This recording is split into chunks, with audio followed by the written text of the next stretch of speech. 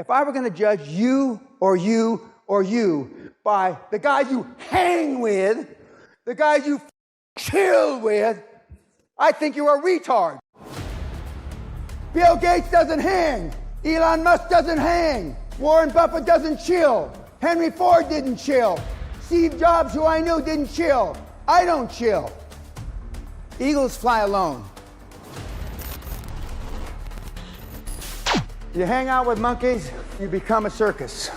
Most of you would be embarrassed to tell me who your 5 closest buddies are. You are who you hang around with. You're the product of the 5 people you spend the most time with.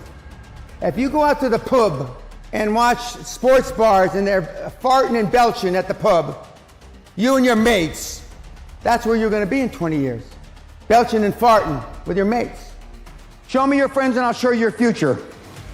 I don't have any friends. I've got 4 or 5 guys I've known 40, 50 years. We don't hang out. We don't go to the Super Bowl. We don't go to the World Cup. And we certainly don't go for beers watching sports in sports bars. We don't have time. Time is money. We can get money back, but we can't get time back. You're running out of runway. I've never seen a part-time high-performance person, never. You equate making a lot of money with being high performance. That's not true. High performance is a way of life. It's not just making $1 million a year or $10 million a year. You know so little about high performance. High performance is how you treat your family, how you treat your kids, how you treat yourself, who you make accountable, how you keep yourself accountable. One of the things I start saying today is defaults. The reason why all these big time high performers come back to the seminar again and again is because defaults are mother. It's very lonely out there when you're the only one on the mother battlefield. The movie 300, when those guys get chewed up by the Persians, and then they kill the king Leonidas. But you're Leonidas, you don't have those 300 guys behind you. It's just you. Nobody's going to be there to help you. But that's not an excuse. It can't be an excuse because as a high performance person, it is lonely at the top. When you're the founder, the chairman and or the CEO, or one of those titles, and you've taken one of these ideas, it will still be lonely. Self-esteem is the basis of all high performance. Self-esteem is built the first 7 years of life. You either have it or you don't. So what happens after you're 7? What the happened? Who are you around the first 7 years of life? Mommy, mostly. Sometimes daddy. Sometimes an older brother or a sister. And maybe a grandparent, right? What the hell do they know about building self-esteem? They don't know anything. If you want to build self-esteem, deal with people that have high self-esteem. You only have 2 times to make a first impression, right? 1, the way you look. And number 2, when you open your big mouth. So you can tear away your looks and your dress and you look professional and you open your mouth and you say something stupid. Self-esteem is what you really feel about yourself. Self-confidence is what you show others. And self-belief? Well, self-belief, these are all intertwined. Okay, if you really have self-belief, you have self-confidence and you have self-esteem. The self-belief is what it's all about. The world has become sophisticated. Political correctness reigns. And I'm here to tell you, in my humble opinion, there's nothing humble about me, that political correctness is a manifestation of lack of self-esteem. The world doesn't think much of itself, the people within the world, and that's why Gallup poll said in 2017 that 87% of the people on the planet are unhappy. I think it's higher than 87. With all the modern technology we have, and that's with everybody around doing this, they're still unhappy. 87%. What does that say about the 200,000 years that more or less we've been on this earth as humans?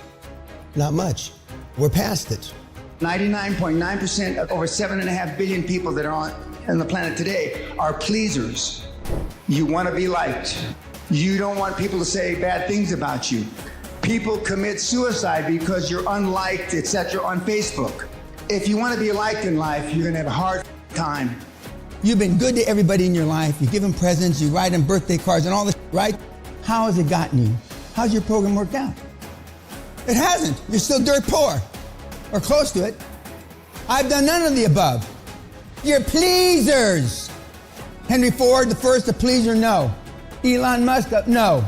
Bill Gates, no. Warren Buffett, I can go down the list. They all had one characteristic.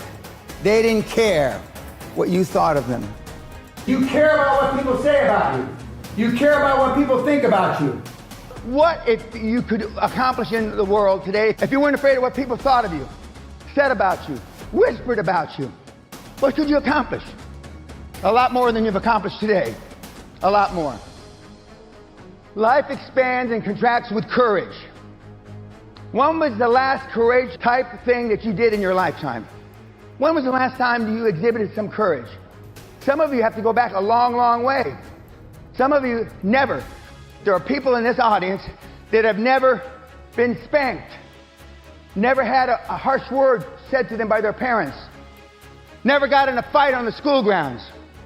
I can't believe that. And you wonder why you are the way you are. Now, I'm not saying that being a high-performance person is beating the out of everybody, but it doesn't hurt. You're afraid. You're afraid of making a mistake. You're afraid of what everybody's going to think. You're afraid of looking stupid. And it's not what happens to us in life. It's how we react to what happens to us in life. That's the difference. But it's the action we take in spite of that fear that differentiates us. I got a D in public speaking in high school. I got an F in public speaking in university. F. But then I made over 200 speeches. You can't hurt my feelings, because growing up in the hood, my dad told me, he says, it's not what they say to you, Dan, it's how you interpret the words. And that's why I call you snowflakes.